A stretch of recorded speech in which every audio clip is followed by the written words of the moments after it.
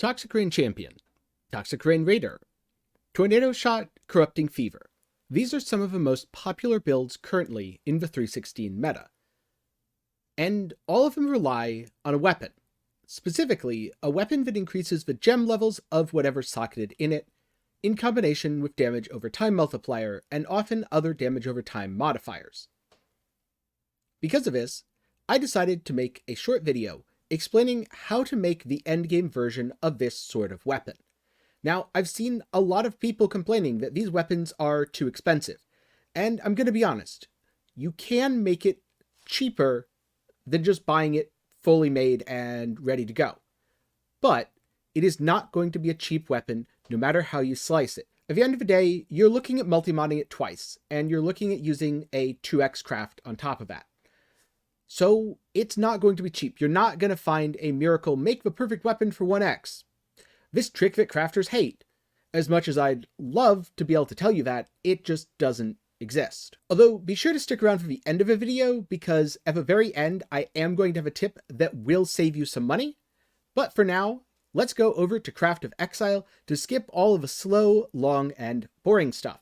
I'm using Craft of Exile as a stand-in for actual Path of Exile here, because watching me spam alts for several minutes is not the most interesting thing, and when I played at super speed, I feel like you can't really see anything anyway. So to explain a little bit, the basic method for making a bow like this is you alt spam it until you get tier 1 to damage over time multiplier. This should take you on average 300 alts. If you're really lucky, it could take less than 100. If you're really unlucky, it could take 1,000. So be sure to budget for about an exalt in total cost, just on the off chance that you get unlucky. Now from here, what you'll want to do is you will want to imprint it with a Krakic Camerol, regal it, and then annul. If you annul the damage over time multiplier, you revert the imprint, and you do it again. This is a 50% chance, which means on average, you will take 2 Camerols, which costs about 70 chaos, or 0.6x. Which means minus however much the base cost you, which in this case should be about an exalt, maybe 2 exalts if you're going for a 6-link version, we're up to 1.6x in cost. Remember I said this won't be super cheap?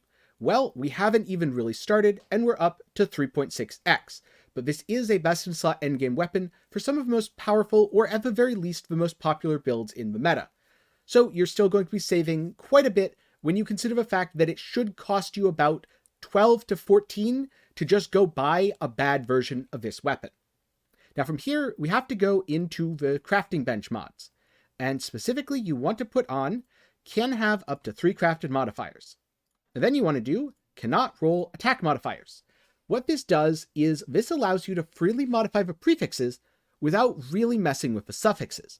After all, there's not many useful suffixes that you could slam on. In theory, with a Veiled Chaos or with Ashling, you could end up putting on physical or chaos damage over time multiplier, which would be great. But that's a whole different and far more expensive crafting method. Instead, here, well, it's as simple as closing your eyes, and then slamming again. And in this case, I got the best possible results. I got tier 1, increased physical damage over time, and +1 to level of socketed gems. Let's try that again. This time I got tier 4 increased physical damage over time, and +1 to level of socketed gems, which is the worst possible result. And we go again. The worst possible result again. The reason that I keep hitting increased physical damage over time and +1 to level of socketed gems is not because I'm hacking the system, but because I'm hacking the mods, which is to say that there's only 2 options. These are the only things that you can hit. And if you're using a hunter base, well, the exact same thing happens, but with increased chaos damage over time in place of increased physical damage over time. These are the only 2 non-attack prefixes that can roll on these bows. And so that is the method for crafting a best-in-slot bow for either Corrupting Fever or Toxic Rain. Now, if you found this method helpful, be sure to give a video a like, and let me know down in the comments below which of these 2 builds you're playing.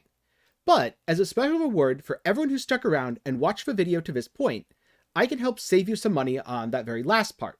Because after all, no one actually closes their eyes and slams exalts on items, do they? I don't think so.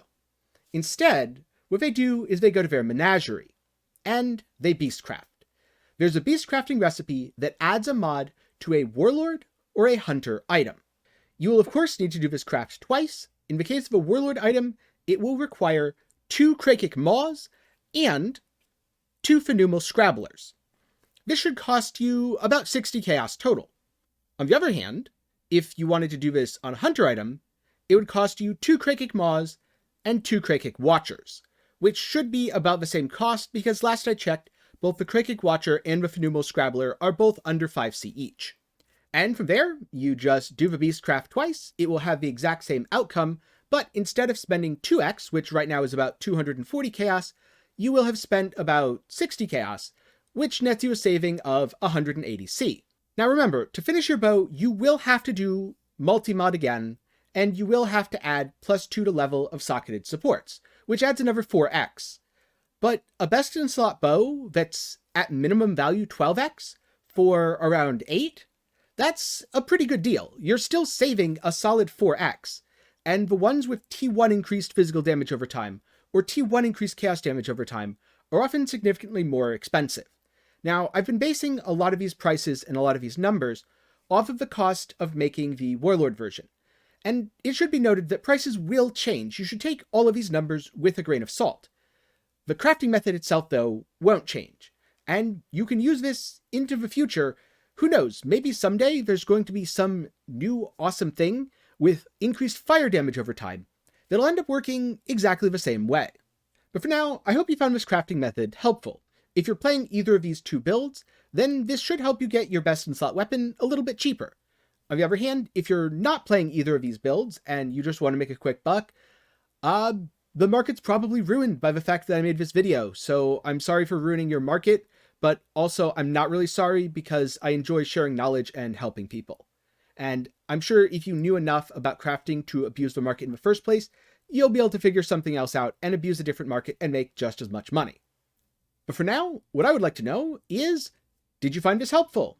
And if so, what other sorts of items are you struggling to craft this week? Let me know some of those down in the comments below, and they could appear in a future video. Thank you for watching. And again, a special thanks to my patrons and YouTube channel members. If you want to support me, you can do so by clicking the links down in the description below or on screen right now. You can also support by making purchases through my Nexus page. Or if you just want to chill and hang out, be sure to join the Discord. Again, links for everything are down in the description below. Thank you, and have a great day.